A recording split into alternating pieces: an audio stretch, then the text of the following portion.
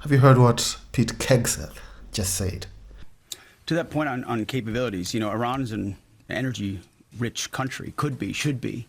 Instead, like so many other places driven by a radical ideology, they've spent that money instead of investing in their people. And that's why you had millions of Iranians protesting, because they felt like their quality of life didn't match what it could be or should be. And what was the Iranian state? There's a reason we call Iran the #1 state sponsor of terrorism, because they took the money they make and they invest it in tunnels, and they invested in missiles, and they invested in launchers and UAVs, and we are destroying and degrading that in historic proportions. America is the king of this. Even the Pentagon just asked for more money. It asked for almost $200 billion in its budget for this particular war. And also, it's America who basically can't afford healthcare, or who have a very, very messed up healthcare system or insurance system, because most of the money goes where? To make bombs and bomb other people for the interest of a few people. The US doesn't spend it on affordable healthcare. It doesn't care about things like affordable housing. And worst thing is that a lot of the veterans, or a lot of the people fighting this war, who are going to get injured, and at this point I think it's almost 500, or I think it's more, who are injured, considering all those bases that got attacked. You can't tell me all of them were empty.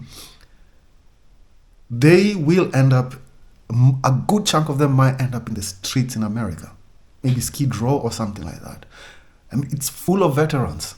There's a lot of veterans just sleeping on the streets because the government doesn't give a F about them.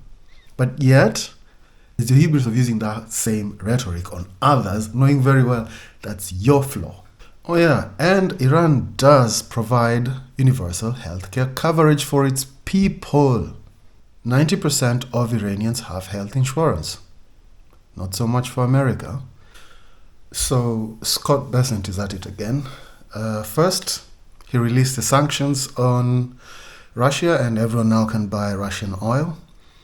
And now he's basically saying that they will pretty much unsanction Iranian oil that's in the sea. That's around, they're saying it's around almost 140 million barrels. And this is basically to stabilize the price in general. We had a break the glass plan across the administration and at Treasury. We unsanctioned Russian oil. We knew that there were about 130 million barrels on the water, and we created supply that is beyond the Straits of Hormuz. So we anticipated this. We knew that there could be a temporary, and I want to emphasize temporary, choke point there, and there was 130 million barrels of floating storage. In the coming days, we may unsanction the Iranian oil that's on the water. It's about 140 million barrels. So depending on how you count it, that's 10 days to 2 weeks of supply that the Iranians had been pushing out. That would have all gone to China.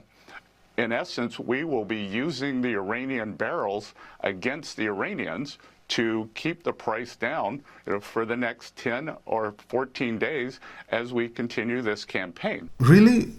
And most of the oil that's already passed through the Strait of Hormuz. So they're saying this is for oil which has already passed through the Strait of Hormuz in the last couple of days. Wasn't it paid by yuans? I'm confused now. And he's saying that this is like, how can I say, like a jiu-jitsu, like a checkmate, in terms of what the Iranians want to do to push the price of oil up and cripple economies. The oil was bought in yuans, not in dollars. And the transactions have already been done.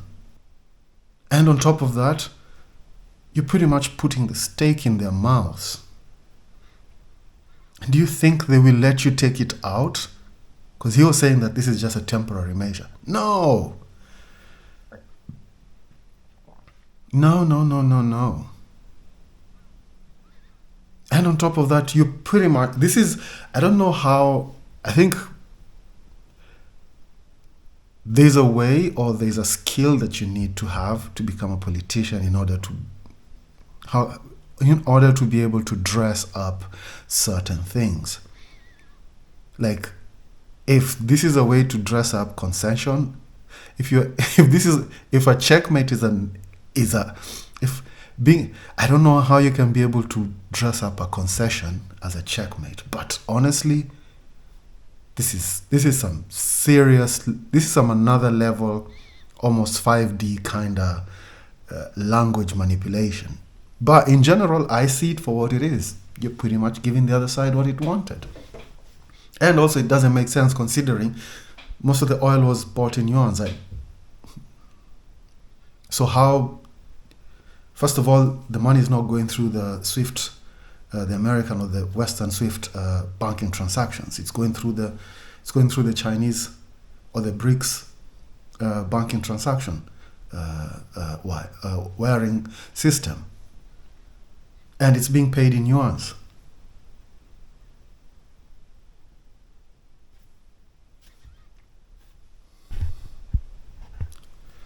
So how does this work?